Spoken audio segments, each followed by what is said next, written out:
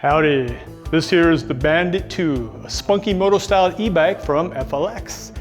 The cool looks and the dual suspension design only scratches the surface of this e-bike. Let me tell you all about it in this review.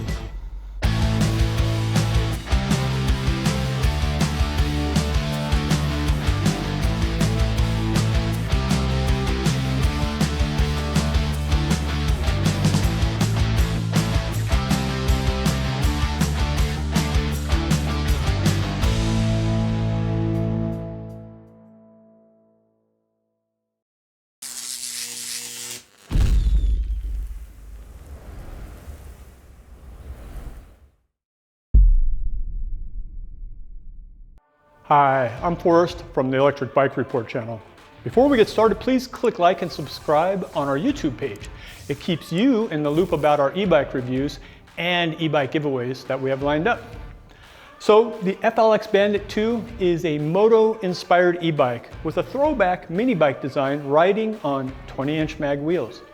This bike is impressively priced with a bunch of features we typically see on e-bikes priced over $2,000, not closer to the $1,700 like this one starts out at. One of the top features of this bike is the dual suspension. Now it features a coil spring rear monoshock and an MCX coil spring hydraulic fork. They're good for smoothing bumps and for delivering a softer ride. Second, the motor power was a lot of fun. It has the type of muscle you hope for from a bike with this kind of look. The 48-volt Bafeng 750 watt motor gets the bike up to top speed pretty quickly using either the throttle or the pedal assist. But let's be honest, you'll probably be using the throttle most of the time on this bike, right? It ships as a Class 2 e-bike with a 5-level pedal assist system and throttle for helping you reach up to 20 miles per hour. But you can easily make this a faster ride up to 28 miles per hour in the settings. Now, while those two things stood out the most, you do get a solid all-around spec package from the rest of the components on this bike. The battery on our test bike was the upgraded 840 watt-hour battery, and that's got LG cells. Now there's a smaller 672 watt-hour battery available, and that saves you a couple $100 if you don't need a ton of mileage. Now FLX includes a Shimano Altus 7-speed drivetrain with the 14 to 28 tooth cassette and 52 tooth chainring. The tires, they're 20-inch by 4.25 and they're Kenda Craze tires. And a bonus of the aluminum alloy mag rims, they won't ever need truing. For brakes, the Bandit II has the Tektro Aries mechanical disc brake system, and those use 180mm rotors on the front and back wheel. The ride is comfortable on this 24-inch long motorcycle style seat, and it has a 29.5-inch standover height. The handlebar is a BMX style handlebar. It has a good 6-inch rise and 760mm width, and it has more of a motorcycle feel to the handling. Finally, the Bandit II is available in 4 colors: Sandstorm, Rari Red, Onyx Black, and Slime Green, you see here. So that covers all you get with the Bandit II, but next up, let's look at how it did in our performance tests. Our brake test helps us examine the Bandit's brakes to see how safe they feel and how reliable they are. Now our test rider Griffin, he rode this Bandit up to 20 miles per hour and then he hit the brakes to come to a complete stop. We measured the distance and then Griffin did it 2 more runs so we could calculate an average. The average stopping distance for the Bandit was 22 feet 5 inches. And that put it right in the middle of the pack with the other moped style e-bikes that have mechanical brakes that we've seen. Typically, we like to see hydraulic brakes on heavier bikes. And at 92 pounds with the battery, this qualifies as a big boy bike. But there's no arguing with the test results. It stopped in a good distance. So keeping things easier on maintenance and replacement parts with the mechanical brakes, that's a win for now, but we would welcome the option to have it come with hydraulic brakes in the future for even better stopping ability. Now let's go outside and find out more about how this bike did in its Class 2 settings on our speed test. Okay friends, it's now time for the pedal assist speed test here on the FLX Bandit II, starting out with no motor assist, PAS 0 as we call it. We're in 3rd gear, so we're going to start down to PAS 0. Start pedaling now. and pedaling in third gear on this flat straightaway here. As I mentioned earlier, this is not a comfortable pedaling bike, and pedaling with no pedal assist is even less fun. So we're getting it up to about close to about 8 miles an hour now. It's 7.8 miles an hour, 7.9. So 8.1. So now we're going to click it up a gear, 2 to 5th gear, hit PAS 1, and just getting a little bit of help here from the motor. Not too much, going from about 8 miles an hour to about 9.7, 9.8. Now we'll go into PAS 2. That's more like it. Click up in the 7th gear and getting this up to close to about 12 miles an hour. There we go, 12. Now we'll go into PAS 3. Another nice takeoff of power. 14, 15, 15 and a half, just about 16. That's good. Now we'll go to PAS 4. And another good takeoff here. 18 miles an hour. Just hit a little bit of a hump there. Now we're going to PAS 5. Got some good speed going now. 19.5, 19.6. Okay, so there you have it. Okay, throttle speed test. FLX Bandit II. How many seconds from 0 to 20 miles an hour? On your mark, get set, go! Okay, here we go. 14, 15, 16, 18, 19, 19.8, 20. There we go. All right. There you have it. Pedaling in PAS 0 was a challenge, and I only got this bike up to 8.1 miles per hour. But there was welcome relief switching to PAS 1, which took me to 10.1 miles per hour. PAS 2 helped me reach 12 miles per hour, while PAS 3 gave a surge to 15.7 miles per hour. PAS 4 saw a gain to 18 miles per hour, and finally PAS 5 topped out at 19.6 miles per hour. These were decent speeds for this kind of Class 2 e-bike, as we hope each PAS setting feels a bit different from the others. Now when it comes to moped style e-bikes, they aren't the easiest to pedal in general, which is fine. It's not really what people are typically getting these bikes for. I'm not saying you can't pedal it, but the non-adjusting seat height means you'll probably not be doing a lot of intensive pedaling anyway. I point this out just to make the point that the gearing ratio can feel a bit spinny at faster speeds. Ordinarily, we don't love the sensation, but again, it feels like less of a problem on this type of ride. Should FLX spec an 11 to 28 tooth cassette instead of a 14 to 28 tooth it has now, it would help things out a bit when pedaling on the flat areas. How far can this bike go? Well, our range test is here to answer just that. In our two-part range test, we do the first part using the lowest suitable PAS level, which in this case we felt was PAS 2. The second test has us using PAS 5 for maximum output with pedaling. Now in the first test, the battery gave me enough juice to ride 69.6 miles, and that was using PAS 2. This result impressed us because it's not all that often that we see a 92-pound moped using a 750-watt motor and 840 watt-hour battery go that far on just a single battery charge. Not to mention, the Bandit climbed 2,333 feet on that ride, which was one of the higher elevation gains we did on a range test bike ride thus far. This should satisfy both the hill climbers and the flat road riders who want to ride far. Now in the second test, the maximum PAS range test, we saw this bike go 49.1 miles, which is a pretty nice floor in terms of range. With that great result, just keep in mind that this was on the upgraded battery. For the budget conscious viewers out there, you could save about $200 and get a 672 watt-hour battery, which according to our math should give close to a 36 to 52 mile range based on our results. So now the question is, how does the Bandit 2 do on the hills? We performed a two-part hill test using Southern Utah's Hellhole Trail.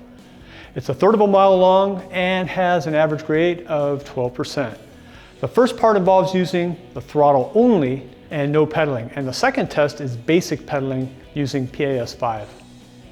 Now, let's join our test rider Justin as he takes on the hill test out at Hellhole Trail.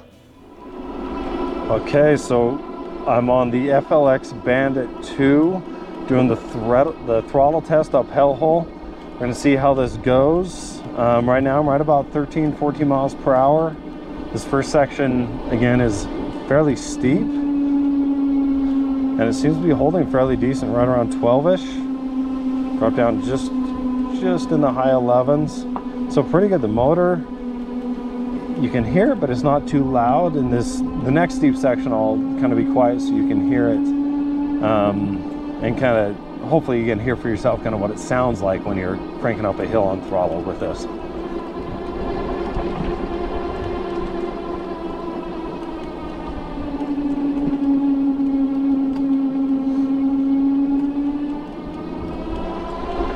Yeah, so like I said, you can hear the motor. There's a little bit of a whine to it, but I'd say it's right about average.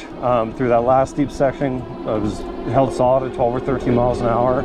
So definitely good power throttling up a hill for this bike. You know, it is heavier, but so far it's done really well. So let's see what the test results show. Okay, so back on the Bandit II, now doing the pedal test. And you know, with these types of bikes, these moped style bikes, they're not necessarily meant to pedal, as you can tell. You don't get much leg extension, but they usually make them pretty powerful when you pedal to make up for that. So that's kind of what I'm feeling, like 13 miles per hour. I'm really not having to push much at all. So even though no, I have nothing close to proper leg extension, I'm still going to make it up this hill very easily without even breaking a sweat, because of just how much power they give when you pedal. So anyways, I'll be quiet so you can hear the motor again through this last steep section.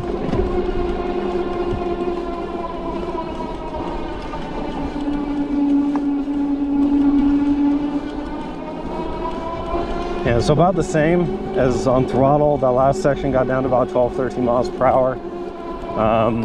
And I'm going to cruise up here, and I'm extremely soft pedaling. I'm really just moving my legs. I don't have to crank much on this to get it going. So yeah, you don't necessarily have to worry about climbing hills on the Bandit II. It climbs them like a champ. As you saw, the Bandit reached the top both times. On the throttle only test, he did it in an impressive time of 76 seconds with an average speed of 14.3 miles per hour. The time and speed are above average compared to similar e-bikes we've tested. When pedaling up the hill in PAS5 on the second test, the Bandit gave a slightly quicker result, topping Hellhole in 73 seconds and an average speed of 14.9 miles per hour. Justin found pedaling to be easy going up Hellhole, as did I when I rode this bike up other hills. Justin and I also found that we felt the Bandit motor was calibrated to handle a high workload, giving the rider more opportunities to enjoy the ride without working up a sweat doing serious pedaling. So there isn't a lot of incentive to pedal when it comes to hills, though it might be nice just to stretch your legs out a bit. Okay, let's take one more ride on the Bandit II and talk about the defining elements of its ride quality. All right now we're going to talk about the ride quality here on the FLX Bandit II moped style e-bike, which means you have an upright posture riding. My torso is almost completely straight up, my arms extended, reaching towards the 6-inch riser handlebar, BMX style, and no adjustable stem here, but you can loosen the clamps and pivot the handlebar back and forth like this to get a little bit of adjustment on there. Moped style frame, that means stationary seat. It's only 32 inches high, so it's too low for me to have any good pedaling on here, and not a good pedaling bike for a 6-foot tall person like me. But maybe shorter people might like it, but I think most people ride this bike, they like the throttle and they like the cool look, and that's what moped bikes are really about. It's not about the pedaling experience. The suspension, we've got the MCX fork and the generic brand coil spring shock, rear shock, and the two work together, provide good, decent dual suspension, comfortable ride, cushioning the bumps. And the tires, I like how FLX decided to put road tire street treads on here instead of the usual knobbies that a lot of other bikes have. And you figure you're only going to ride this thing in the street, so why not have street tread to really give you that good handling? Just you know, you want to stay out of the dirt. You don't want to use these tires in the dirt or on wet pavement. And then finally, you've got the 750 watt Bafeng motor. It does a good job helping out with the pedal assist. I mean, it's not a great pedaling bike, but the motor helps out with that. But the thing where the motor really excels is this throttle over here. And again, give you a little demonstration right now. Stop pedaling, hit the throttle. Look at that thing, just picks right up. So it's a nice little thing to have. So those are some features related to the ride quality here on the FLX Bandit II. One of the things we like about this moped design is the one-size-fits-all aspect. Now, I'm not saying everyone can fit comfortably on this bike, but its 29.5-inch standover height makes it doable for shorter riders, and its long seat and BMX handlebar can help taller riders find their comfort zone when riding this bike. No doubt the dual suspension did a good job enhancing the ride quality, better than rigid suspension ever would have. The Bandit uses some entry-level suspension, but it makes a noticeable improvement to how comfortable you feel when doing a lot of riding, while also giving you more value for your money. What more can I say about the FLX Bandit II?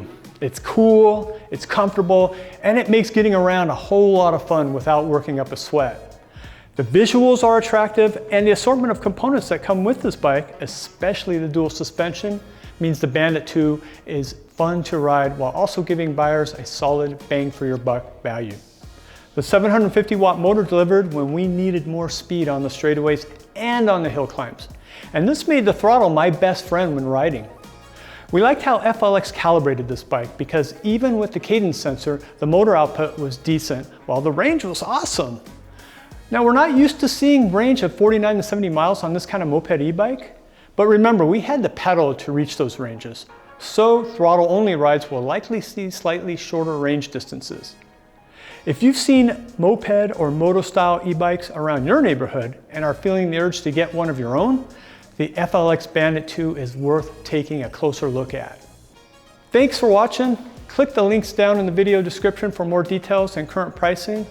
And as always, thanks for liking and subscribing, and please share your comments. So that's it, I'm Forrest saying so long, and please remember, keep your hands on the bar, your feet on the pedals, and your eyes on the road, and I'll see you next time here on the Electric Bike Report.